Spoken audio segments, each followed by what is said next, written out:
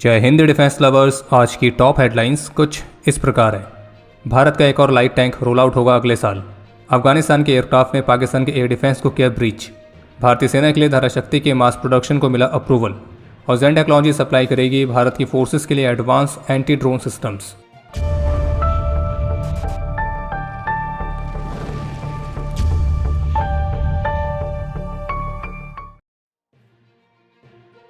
Zorawar light tank के बाद अब भारत का एक और नया लाइट टैंक रोल आउट होने के लिए तैयार है, जिसे भारत की डिफेंस पीएसयू आर्मर्ड व्हीकल्स निगम लिमिटेड ने बनाया है।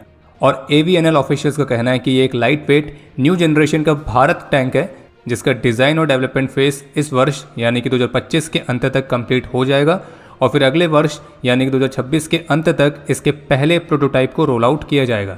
और ये भी 25 टन्स की कैटेगरी में आने वाला टैंक रहेगा, जो कि भारत के डाइवर्स टेरेन कंडीशंस के लिए सूटेबल रहेगा और ये सुपीरियर फायर पावर के साथ भी आएगा।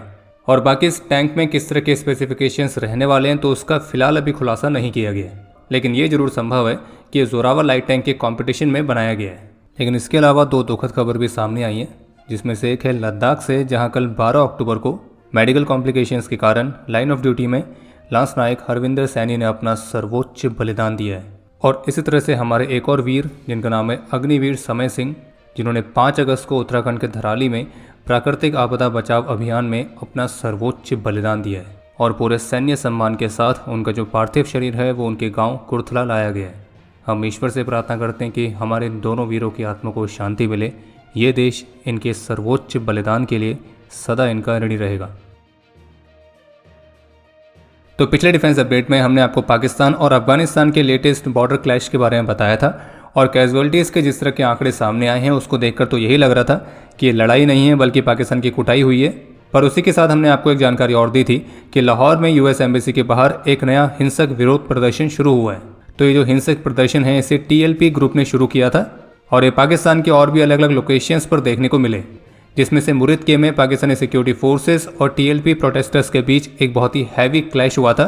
और टीएलपी ने क्लेम किया कि इस क्लैश में पाकिस्तान की सिक्योरिटी फोर्सेस ने 180 से अधिक प्रदर्शनकारियों की जान ली है। और इस प्रदर्शन को लेकर वहां के जो स्थानीय लोगों ने वीडियोस सोशल मीडिया पर पोस्ट करी हैं, उनसे ये स्पष्ट रूप से समझ में आ रहा है कि कैसे पाकिस्तान की सिक्योरिटी फोर्सेस ने प्रदर्शनकारियों पर ओपन फायर किया है। जिसमें से लाहौर से एक वीडियो सामने आई है जहाँ पे पाकिस्तान की फोर्सेस द्वारा स्नाइपर्स जैसे वेपन्स के साथ सिविलियंस पर ओपन फायरिंग करने की रिपोर्ट्स हैं। और हैरानी की बात यह है कि पाकिस्तान की सिक्योरिटी फोर्सेस इस तरह से सिविलियंस पर ओपन फायर कर रही है और अभी भी जो वेस्टर्न मीडिया है या यूं के जो सो कॉल्ड वेस्टर्न कंट्रीज़ हैं तो उनकी तरफ से कोई भी शब्द देखने को नहीं मिले उन्हीं वेस्टर्न कंट्रीज़ की तरफ से जो कि अक्सर भारत को लेक्चर्स देते रहते हैं, खास करके so called freedom of expression के नाम पर। और मुरिदके में पाकिस्तान की सिक्योरिटी फोर्सेस ने किस तरह की बर्बरता दिखाई है तो उसके जो खौफनाक दृश्य सामने आए हैं तो उनको शब्दों में बयान नहीं किया जा सकता है। और आपको याद दिला दें कि इससे संबंधित जो भी विजुअल्स हैं तो वो आपको हमारे ऑफिशियल टेलीग्राम चैनल पर ही मिलेंगे।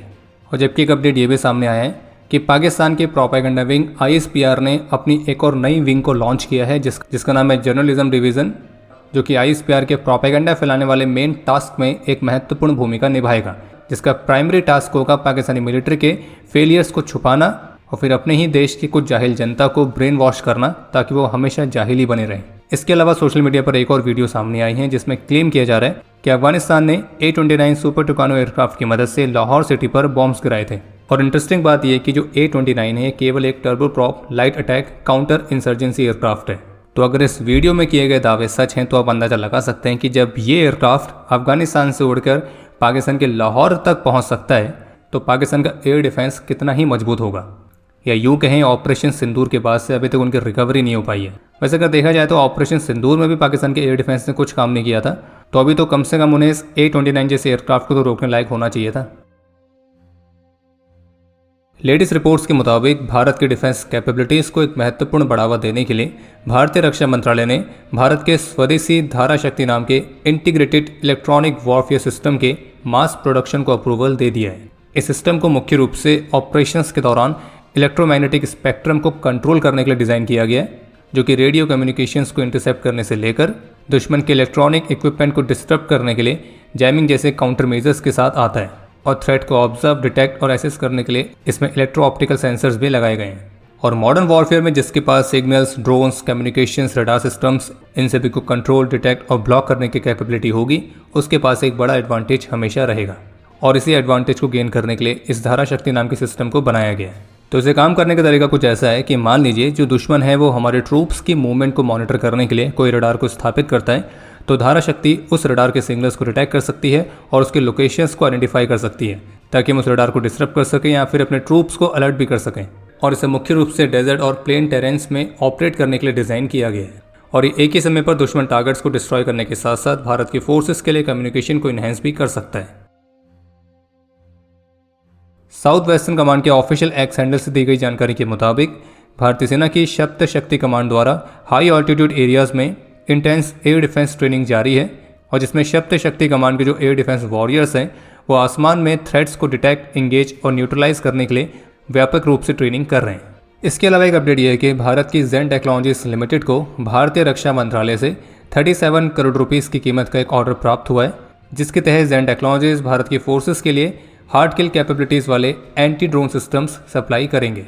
और कंपनी ऑफिशियल्स का कहना है कि इस ऑर्डर को इसी वर्ष के अंदर एग्जीक्यूट किया जाएगा, जिसमें स्वदेशी सिस्टम्स की डिलीवरी शामिल है, जिन्हें एरियल थ्रेट्स को काउंटर और न्यूट्रलाइज करने के लिए डिज़ाइन किया गया है। और वैसे जानकारी के लिए आपको बता दें कि अभी हाल ही में जेन टेक्नोलॉजीज द्वारा बनाए गए एंटी ड्रोन सिस्टम्स को भारतीय सेना की L-70 गन के साथ भी इंटीग्रेट किया गया था, और जिसका ओडिशा में एक लाइव ट्रायल भी कंडक्ट कराया गया था। और जेन टेक्नोलॉजीज के हार्डवेयर और एडवांस्ड सॉफ्टवेयर की मदद से L-70 गन्स की प्रिसिशन और इफेक्टिवनेस इसे महत्वपूर्ण तरीके से बढ़ाया गया है। जर्मनी की फेडरल इंटेलिजेंस सर्विस BND के प्रमुख का यह कहना है कि रशिया नेटो मेंबर स्टेट के खिलाफ भी मिलिट्री अटैक करने से दूर नहीं रहेगा। और ये स्टेटमेंट उन्होंने लीडिंग इंटेलिजेंस ऑफिसर्स की पार्लियामेंट्री हियरिंग के दौरान दी है, जिसमें उनका ये कहना था कि रशिया का उद्देश्य था यूरोप को इस हद तक डराना कि वो पैरालाइज होकर खुद सरेंडर कर दें।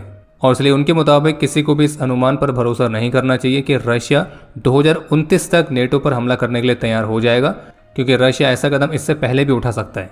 वहीं इसके अलावा US प्रेसिडेंट डोनाल्ड ट्रंप ने रशिया को वार्न किया है कि अगर रशिया यूक्रेन के साथ इस वॉर को जल्दी सेटल नहीं करता है तो फिर US यूक्रेन की मदद के लिए लॉन्ग रेंज की टॉमाहॉक मिसाइल्स को भेज सकता है।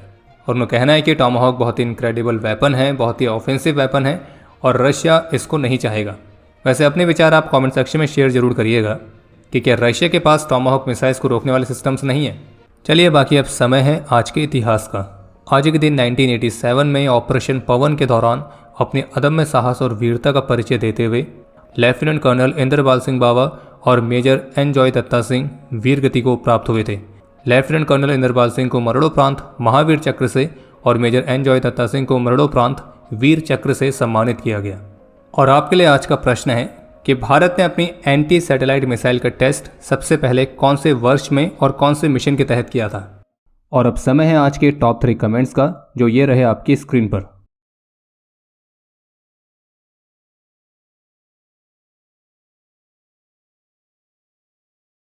उम्मीद है आपको आज का एपिसोड पसंद आया होगा। पसंद आया तो वीडियो को लाइक करना ना भूलें। आपके कोई भी सुझाव या सवाल हो तो उसके लिए कमेंट सेक्शन ओपन है। और अगर आप डिफेंस रिलेटेड और भी एक्सक्लूसिव कंटेंट में दिलचस्पी रखते हैं तो आज ही प्ले स्टोर से डिफेंस स्क्वाड की सुपर ऐप को डाउनलोड करना ना भूलें। और अगर आप चैनल पर पहली बार आए हैं तो squadron.in पे जाके हमारे नए डिज़ाइंस को भी चेकआउट जरूर करें। बाकी जल्द मिलेंगे नए एपिसोड के साथ। तब तक के लिए जय हिंद, जय भारत।